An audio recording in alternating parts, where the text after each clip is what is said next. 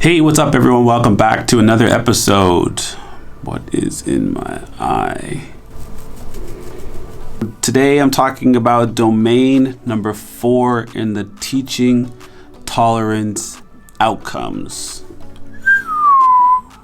We are moving. If you haven't checked out domain number 1, 2, 3, 4, we're on 4 today. 1, 2, or 3, you have a little work to do. I'm gonna pause. You can go back and you can check those out right now.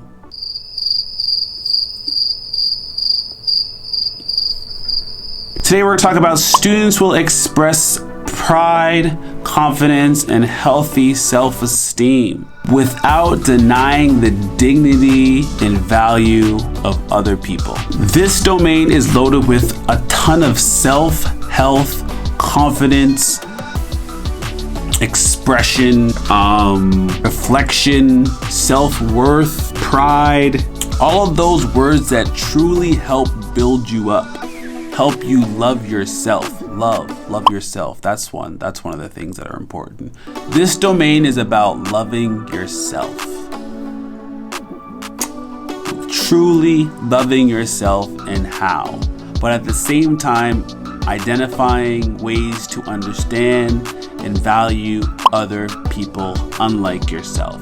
Well said, Gary. Thank you.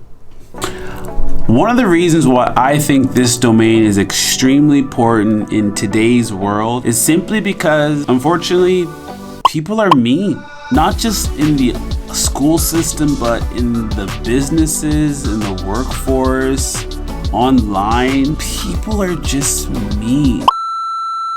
And we need to find a way to help students develop a confidence that can break that can help them identify why they are so awesome, why they are so cool. And whatever we can do to help them build that so they aren't getting tore down by people who have nothing else better to do. So this domain to me is important because it's about building confidence and helping students understand the value in themselves and why they are important to the world. As I've said in previous lessons, these lessons by no means make your classroom culturally responsive. They will help you identify and start to talk about some of these issues that are going on in the world, but it needs to be integrated as much as possible in all of the lessons so students continue to hear it over and over again. If they get one dose of this, it's not going to work, and it's not going to be worth it. You need to be talking about self-help, confidence, and pride in who you are all the time. Probably every day. And just like many other domains, I truly believe that a great way to do this is through read alouds. There are millions of read alouds out there that you can use to help students start to think about this type of dialogue with their peers, with their parents, and you can use them daily just to help students start to think about why it's important to be confident in themselves, to have pride in who they are. Here are a number of different read alouds you can choose from.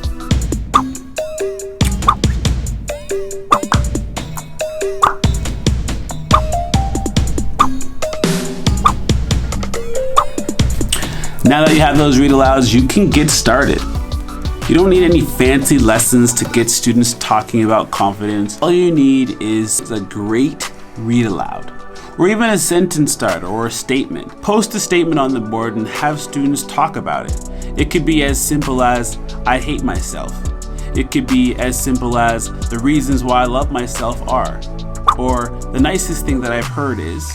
Any of these things would help start some sort of dialogue around having confidence in who you are and what it means and what it feels like to get confidence and positive feedback from other people. There's mean people out there. It is extremely important that we are helping students be ready for when this happens, so they feel confident enough to look that person in the face and believe and know that they are not exactly what that person is saying they are.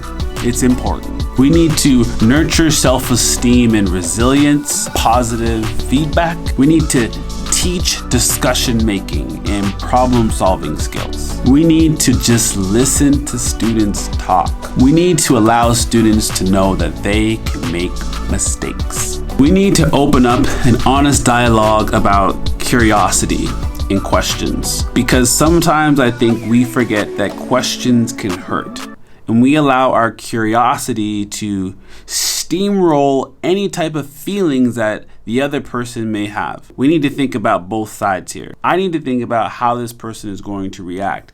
And is this question going to make that person feel uncomfortable?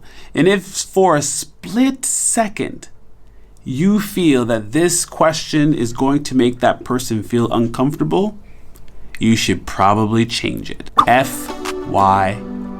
And students need to know that, because sometimes they do just blurt out questions and those questions can be hurtful, or students may not know the answer to. So they need to know that questioning is important and how to ask a good question to someone that they may be curious about. The other part of this lesson that is extremely important is understanding the value and dignity of other people. Now, but as teachers, we need to help students start to identify the other person, their feelings, their culture, their identity, their backgrounds, and truly respecting them for what it's worth.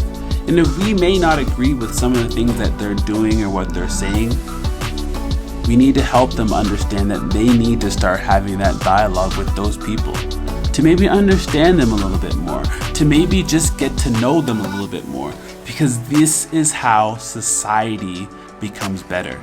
This is how we become happier. Can you imagine a world where all of us understand how to ask questions, but at the same time respecting each other for who we are as people? What a world that would be. It needs to start somewhere. That is domain number 4.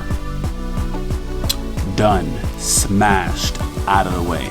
This actually seems like it may be one of my favorite domains. We have one more domain in the identity, anchor, outcomes that we need to hit, and then we're moving on. Again, if you haven't checked it out, go back and check out some of the videos. Subscribe if you're interested in this work. If not, comment anyway. You're here, you're listening, you're watching. Until next time, I'm out. Peace.